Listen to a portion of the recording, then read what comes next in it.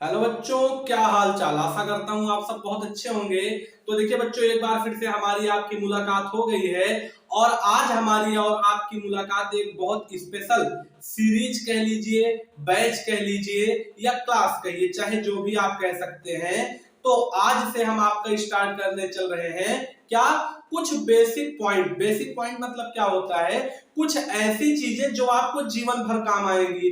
जैसे यदि आपने मान लीजिए कक्षा 10 क्लास 10 अपना पास करके आप 11th में मान लीजिए साइंस एंड बायोलॉजी ले ही लिए हैं और 11th पास हो गए हैं, या 11th में या 9th में 8th में 10th में किसी भी क्लास में है, तो हम चाहते हैं कि जो भी कुछ बेसिक टर्मिनोलॉजी होती है, कुछ बेसिक चीजें होती हैं, वो हमारी 100% क्लियर रहे।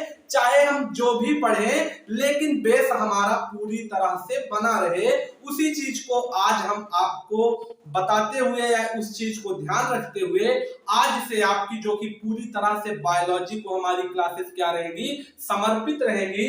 और बायोलॉजी में ही सबसे ज्यादा बेसिक जो कि आपका लेक्चर 01 है। जितने भी आपके बेसिक लेक्चर मतलब कम से कम टाइम में ज्यादा से ज्यादा चीज देने की कोशिश करेंगे। बस यही हमारी इतनी मतलब इन वीडियोस के द्वारा आप तक जितनी भी ज्यादा आपके पढ़ाई में मदद पहुंचाई जा सके पहुंचाने की कोशिश करेंगे। तो आइए शुरू करते हैं। सबसे पहली चीज देखिए बच्चों, अगर बायोलॉजी हम पढ़ रहे हैं तो बायोलॉजी में बिना सेल के भाई कोई चीज पॉसिबल है? कोई भी चीज नहीं पॉसिबल। जैसे एग्जाम्पल में अगर आप लोग देखें तो सेल का मतलब क्या होता है, मान लीजिए कि जैसे हमारी बॉडी है, ठीक, तो जैसे अगर मान लीजिए फिजिक्स की बात करें या केमिस्ट्री की बात करें जो कि थोड़ी सी बायोलॉजी वाले बच्चों को कठिन लगती है, तो बायोलॉजी में जैसे केमिस्ट्री में आपको बताते हैं ना कि सबसे छोटा पार्टिकल क्या होता है, एटम। क्या होता है, एटम। उन्हीं एटम से मिलके आपकी हर एक चीज बनी है। आपकी टेबल है, चेयर है, बेड है, बिस्तर है, जो भी है हर एक चीज आपका उन्हीं एटम से मिलके बना है। एक एटम से एक एटम मिला, क्या बन गया, मॉलिक्यूल बन गया। इसी तरह से बहुत सारे पूरे पार्टिकल बने, बहुत सारे माइक्रो मतलब छोटे पार्टिकल, माइक्रो मतलब बड़े पार्टिकल, उन्हीं सब में हम लोग भी आते हैं। लेकिन अगर इस चीज को हटा के हम बायोलॉजी के टर्मिनोलॉजी में अपना यूज करेंगे बच्चों, तो क्या कहेंगे हम कि हमारी बॉडी जो है वो सबसे छोटे, जो कि एक प्रकार से आप कह सकते हैं कि सबसे छोटी जो इसकी यूनिट है, इकाई है। जैसे भाई गिनती उनती अगर पढ़ेंगे तो एक से शुरू करेंगे ना, 1 2 3 4 5 6 7 8 इस तरह से लेके चलेंगे। तो उसी तरह से अगर अपने बॉडी के अंदर आप लोग झांकेंगे जब माइक्रोस्कोप की दुनिया में, तब आपको पता चलेगा कि हमारी बॉडी बहुत सारी छोटी छोटी सेल से मिलकर बनी हुई है। उसी चीज को हम क्या कहते हैं कि आज आपका जो पूरा क्लास है वही सेल के ऊपर बेस्ड है, डिटेल्ड ऑफ द सेल। देखिए सेल, अब सेल के बारे में थोड़ा सा तो हमने आपको इंट्रो दे दिया, आइए इसके बारे में थोड़ा सा समझा दें। तो क्या लिखा है बच्चों, this cell is the basic structure, the cell is the basic structural functional and genetical unit of life. देखिए the cell is the basic structural functional and genetical unit of life. इसमें हमने तीन चीजों को मेनली कवर करने की कोशिश किया है। कौन कौन सी चीज है? सबसे पहली बात देखिए क्या लिखा है, बेसिक। बेसिक मतलब क्या होता है? बेसिक मतलब सबसे छोटा, सबसे इकाई, यूनिट लेवल पे आपका क्या है, सबसे छोटे लेवल पे आपका सेल कहां कहां देखने को मिलेगा। सबसे पहली चीज यूज होगा भैया स्ट्रक्चर बनाने में। स्ट्रक्चर मतलब हमारी बॉडी को बनाएगा भाई, जाहिर सी बात है अगर हमारी बॉडी है तो सेल से ही बनेगी। तो सबसे छोटी यूनिट क्या हो गई, स्ट्रक्चर के बेस पे भी सेल हो गई, फंक्शन के बेस पे भी सेल हो गई। फंक्शन के बेस पे सेल कैसी हुई, फंक्शन के बेस पे आपकी इस तरह से सेल हुई कि फंक्शनल यूनिट कहने का ये मतलब है आपका कि फंक्शन का क्या मतलब होगा। जैसे मान लीजिए कि हमारा क्या है, एग्जांपल में देखिए, एग्जांपल में ये मान लीजिए कि हमारा एक छोटा सा जो स्फीयर है या सर्कल है, ये क्या बन गया आपका, एक स्फेरिकल शेप का सेल बन गया, मतलब गोल गोल आपका सेल बन गया। अब सेल के अंदर क्या होगा भैया, सेल के अंदर मान लीजिए इसका दिमाग है जिसको कि क्या कहते हैं, न्यूक्लियस कह दिए। इसी में एक आपका ऐसा पार्ट होगा थोड़ा सा लंबा, वो क्या होगा, रेक्टेंगल शेप में आपका क्या होगा, माइटोकॉन्ड्रिया होगा। और क्या होगा बच्चों, और मान लीजिए कि आपके न्यूक्लियस से ही क्या निकले रहेंगे आपके, मान लीजिए यहाँ देखिए राइबोसोम, लाइसोसोम, जो कि अभी बिल्कुल रफली बना रहे हैं, इसमें कोई अभी आपको विधिवत नहीं समझा रहे हैं। तो कहने का क्या मतलब है, फंक्शन के बेस पे हमारा सेल कैसे सबसे छोटी इकाई में रोल निभाएगा, फंक्शन के बेस पे आपका जो है हमारा सेल वो क्या करेगा बच्चों, जो बॉडी में एक सेल आपका काम करेगा वही जितने सेल हैं हमारी बॉडी के सब मिलके करेंगे। और भाई एक सेल तो हमारे बॉडी में है नहीं, मिलियंस ट्रिलियंस सेल है, कई करोड़ कई अरब सेल से हमारी बॉडी मिलके बनी है।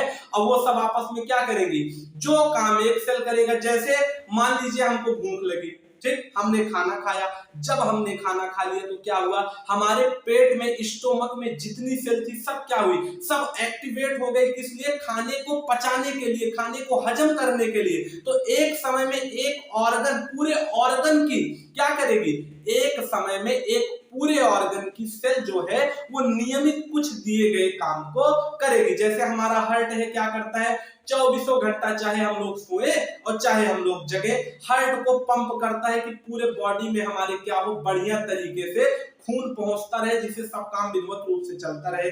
अब उसमें भाई हार्ट तो बहुत बड़ा चीज है, हार्ट किससे, हार्ट कई करोड़ सेल से खुद मिलके बना है। तो हार्ट अकेला थोड़ी कर रहा है भाई, जिससे मिलके बना मतलब सेल, उसके जितने सेल हैं सभी ब्लड के पंपिंग में वर्क कर रहे हैं। तो सेल क्या हो गया, स्ट्रक्चर मतलब भाई हमारी फिजिकल अपीयरेंस, जैसे हम दिख रहे हैं, हमारी बॉडी को बनाने में सेल बहुत मदद की है। फिर फंक्शन में क्या हुआ, फंक्शन में भाई जो एक ऑर्गन करेगा वही सब करेंगे। जेनेटिकल, देखिए बच्चों, जेनेटिकल यूनिट ऑफ लाइफ कैसे है, जेनेटिकल यूनिट ऑफ लाइफ कहने का मतलब है कि जो आपके सेल के अंदर, देखिए ये क्या है आपका, ये है आपका मान लीजिए न्यूक्लियस।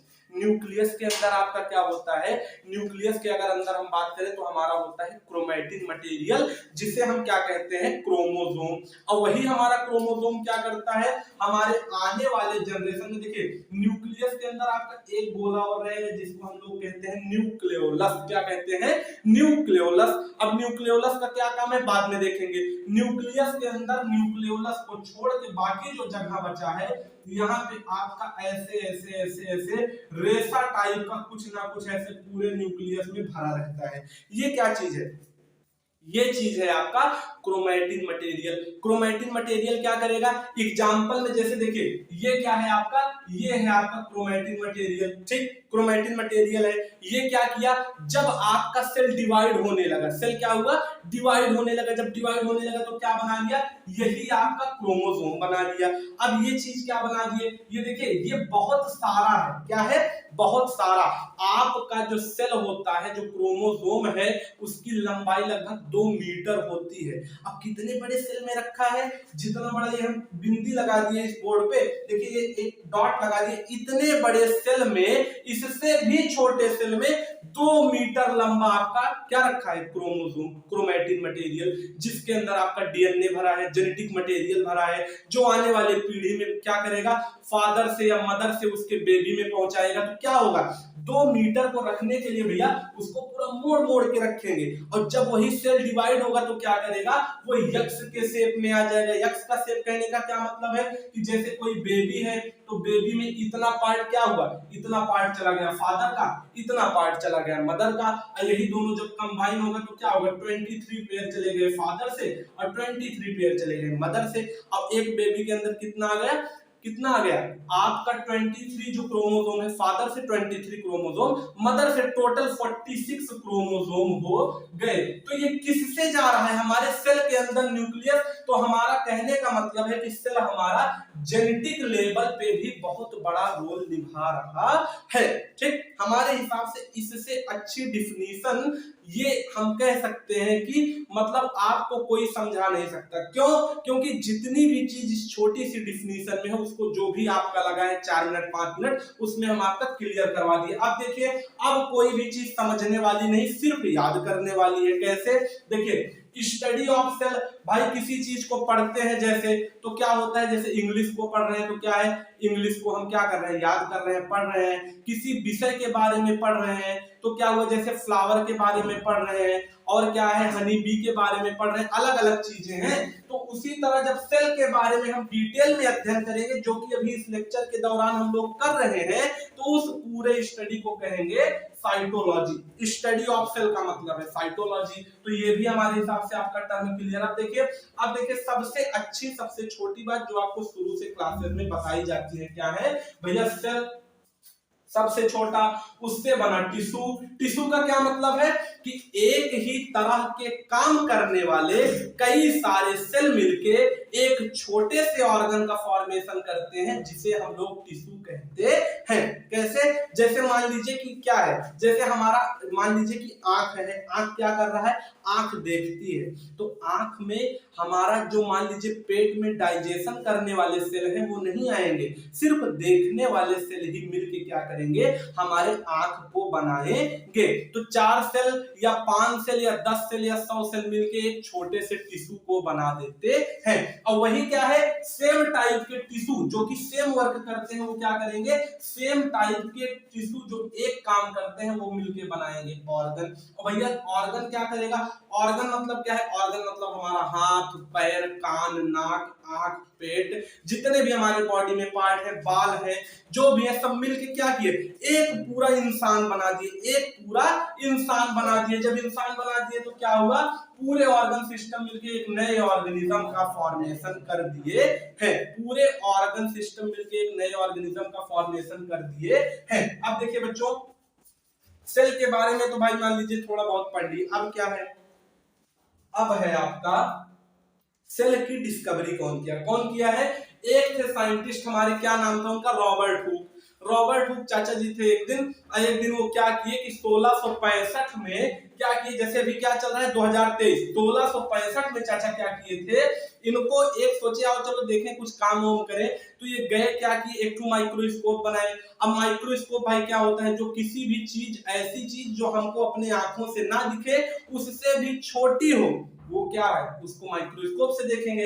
ये भैया गलती से कुछ कर रहे थे, बना लिए माइक्रोस्कोप। माइक्रोस्कोप जैसे ही इन्होंने बनाया, इन्होंने क्या किया, खट से इन्होंने चेक किया, किस पे, इन्होंने चेक किया जो पेड़ की छाल होती है, पेड़ की छाल, पेड़ की पपड़ी होती है ना, उसी को इन्होंने क्या किया, खट से लिए और उसी माइक्रोस्कोप पे रख दिए। जो माइक्रोस्कोप पे रख दिए तो उनको क्या हुआ, कुछ जैसे मधुमक्खी का छत्ता होता है उसी तरह से उनको स्ट्रक्चर देखने को मिला, जो कि आपको स्क्रीन पे दिख रहा है। तो क्या हुआ, मधुमक्खी के छत्ते के आकार का इनको क्या हुआ, एक स्ट्रक्चर इनके माइक्रोस्कोप में देखने को मिला, जिसमें क्या था, जिसमें कई सारे सेल छोटे छोटे प्रेजेंट थे। और उसको इन्होंने क्या कहा, भाई ये कैसी भाषा बोलते थे, लैटिन भाषा, मतलब यूनान के थे, ग्रीक के थे, तो ग्रीक की भाषा बोलते थे। तो इन्होंने सेल नहीं कहा, इन्होंने कहा सेलुला। सेलुला मतलब क्या है, खाली स्पेस, खाली जगह। जैसे देखिए ये पूरा एक आपको दिख रहा है, तो इसमें ऐसे इनको कुछ दिखा, ऐसे दिखा, ऐसे दिखा, ऐसे दिखा, तो ये सब कई सारे डब्बे इनको ऐसे बने हुए दिखे, जिसको कि इन्होंने कहा भैया कुछ नहीं, पूरा खाली है, कुछ है थोड़ी, इसमें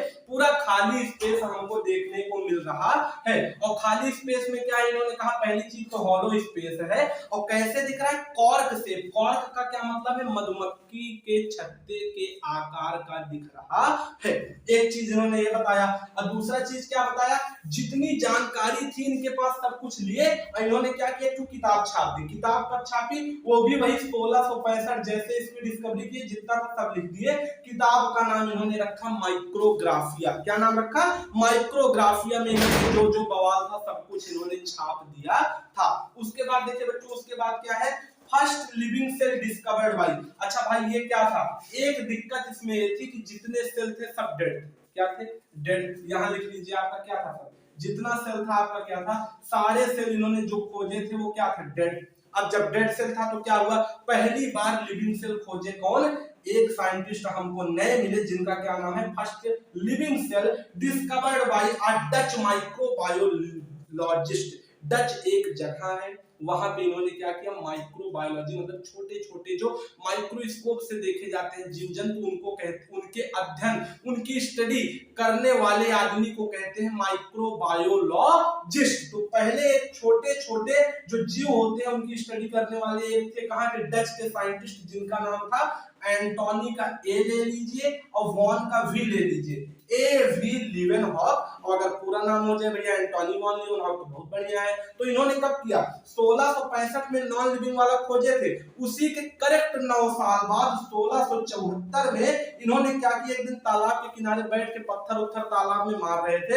और बनाए थे 2 माइक्रोस्कोप। उसी में देखे जब माइक्रोस्कोप में तालाबों में लगा के, तो क्या हुआ, इनको कुछ सेल दिखे, छोटे छोटी कुछ चीज दिखी, लेकिन वो कैसा था, वो मूवमेंट कर रहे थे, चल रहे थे। तो पहली बार लिविंग सेल इन्होंने अंडर पॉन्ड वाटर, तालाब के गंदे पानी में देखा। कौन, एंटोनी वॉन लीवेनहॉक, जो कि सेल्फ मेड माइक्रोस्कोप खुद बनाए थे, उसी माइक्रोस्कोप से देखे थे। अब देखिए बच्चों, लास्ट में 4-5 आपकी मेन डिस्कवरी है, जिसमें पहला क्या है, ब्रेन ऑफ द सेल, भाई सेल का दिमाग, जो कि ये आपको गोला दिख रहा है, बना है, क्या है, उसको न्यूक्लियस कहते हैं। खोजे कौन थे, 1831 में रॉबर्ट ब्राउन जी। फिर माइटोकॉन्ड्रिया, जिसको पावर हाउस या किचन ऑफ द सेल कहते हैं। भाई सेल के अंदर एनर्जी कहां से आएगी, किचन से। जैसे हमारे घर में कुछ खाना होगा तुरंत किचन में जाएंगे, वैसे सेल को खाना होगा कहां जाएगा, माइटोकॉन्ड्रिया के पास। वो पूरा खाना वाना बना के रखा है, तो इसको क्या कहते हैं, चाहे पावर हाउस को चाहे किचन को। खोजे कौन थे, मुख्य रूप से इनका नाम आता है अल्टमान, और पूरा नाम है रिचर्ड अल्टमान। 1890 में खोजे थे।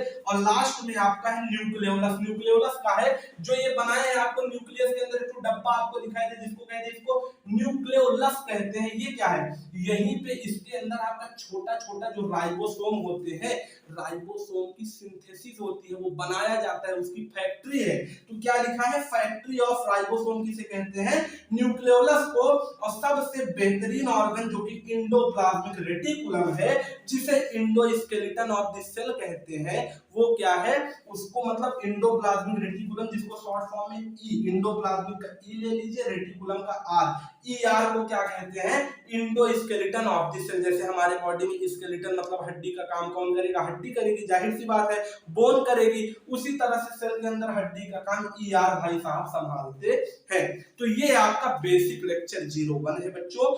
आशा करता हूं कि जितनी चीज बताई सब कुछ आपको विधिवत समझ में आई होगी। उसके बाद अगर कोई दिक्कत है तो कमेंट में बताएं भाई, तुरंत रिप्लाई करेंगे ही। क्यों, क्योंकि आपको पढ़ाने की जिम्मेदारी हमारी है, तो बताएगा कौन। हाँ बस इतनी चीज है कि डायरेक्ट नहीं मिल पा रहे हैं, लेकिन जितनी चीज के हैं एक एक चीज आपको समझ में जरूर आएगी, ये गारंटी है। तो चलिए मिलेंगे नेक्स्ट लेक्चर में, तब तक के लिए ओके बाय।